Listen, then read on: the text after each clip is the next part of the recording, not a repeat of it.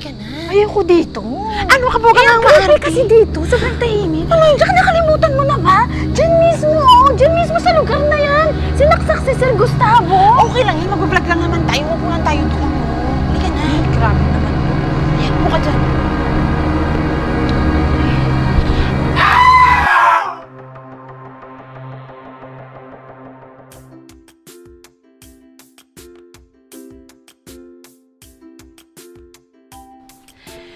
Again, this is Jenny. Nako guys, change location muna kami kasi ayaw ko na doon. Skirt, kaya dito muna ako magbablog. And again, this is Jenny, your royal servant and your gorgeous vlogger. Nako, ito naman po ako para ibalita sa inyo ang makalaglag pangang buhay ng mga bilyonaryo sa loob ng Royales Estate. At dito lang yan sa Royalty, ibig sabihin, Big T, Chismis. Are you sure? Sigurado ka ba na yung tea mo means only chismis? Ay, pwede naman. Chikano na tayo, girl. Oh my gosh, wait. There's more. Pwede din kasing tsugian. Kasi nga, di ba, si Sir Gustavo, naikwento niya na kung ilang beses plinano na mga junakis niya na tigokin yung buhay niya. Tama. Oh my gosh, nakakalungkot.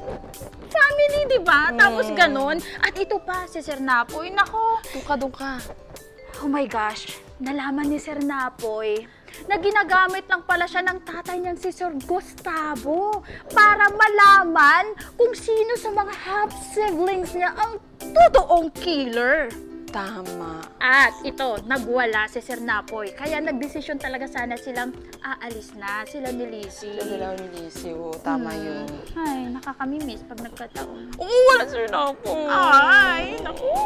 Yun lang. Bago sila nakaalis. Ay, Diyos ko, yung ang dami mo gustong sabihin, hindi mo ba alam, maid ka lang dito. Maid lang siya dito. At ako, maid din, pero slash, vlogger, and host. Kaya huwag ka na nag-aaga ng line. Ito naman, oh. My gosh! Nakakatawa pala yung kasambahay na magpanggap na amo. Tasha at Ma'am Diana lang ang pet. Ay, naku, dahil. So, ito pa, speaking of Ma'am Diana, dahil sa anak niya, naudlot ang pag-alis ni Sir Napoy at Lizzie. Dahil dun sa children's party nung bumagsak si Sir Gustavo. Dahil, di ba, sinaksak sa likod ng ganun. Ano likod? Ay, likod dito pala. Ganyan, likod. Kumanan ka naman, likod. Ayan. Ayun. Na-shock yung mag-ama dahil nakita nila Sir Gustavo na may saksak sa likod. Ulitin ko. Nakakasukot naman talaga yung nangyari. Lalo na nung sinabi ni Sir Christoph na si Sir Napoy ang prime suspect dun sa nangyari sa tatay niya. Aba! Ganun parang kasukot. Grabe. Pero sabi nga, digital na ang karmahan ngayon. Kaya ang bilis bumalik kay Sir Christoph yung karma. Ano, ikaw, bet mo? Kayo dyan, nanonood, bet nyo ba? Naniniwala ba talaga kayo na inosente si Sir Christoph? O baka naman, produkto lang siya sa maang-maangan School of Acting University. May ganon? Oo, may ganon eh. Di ko alam saan ko yung narinig eh. Pero may ganon talaga. Basta alam ko kung bakit pinagwalaan ni Sir Napoy si Sir Christoph. Yun na nga. Bago pa nauwi sa panibagong rambulan, biglang dumating itong si Emil. Tapos sabi niya, namatay na si Sir Gustavo. Ay! Ang galing nga! Guys, bet nito si Sir Emil. Ano ba? Huwag ka masyado magpahalata. Hi, Emil, if you're watching right now. Ah! Okay!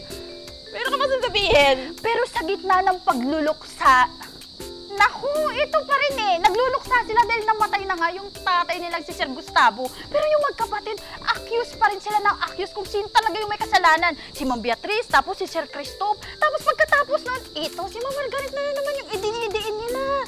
Pero inaagaw mo na talaga yung lines ko. Ang dami mo nang sinabi. Ako ang host nga and gorgeous vlogger. Tapos ikaw yung panay kuda dyan. Hayaan mo na, pagbigyan mo na ako. Okay. Share naman tayo sa kita nito. Hi, guys! Keep sharing! Bilang ganti, ibinalik ni Ma'am Margaret ang bintang kay Sir Napoy. Ay, parang dugtungan game lang ang beg.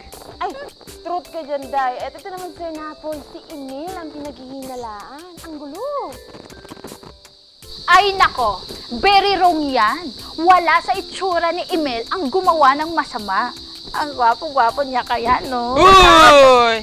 Wapo nga, pero fake news peddler naman. Imagine, kaya niyang ibalitang napatay na si Gustavo kahit buhay naman. Ano ka ba? Napag-utusan lang naman si Papa Emil ko. Hi! Baka kasi nanood siya. Alam mo kung sa bagay, si Tasha nga nagsinungaling para kay Sir Napoy kahit walang nag-uutos sa kanya.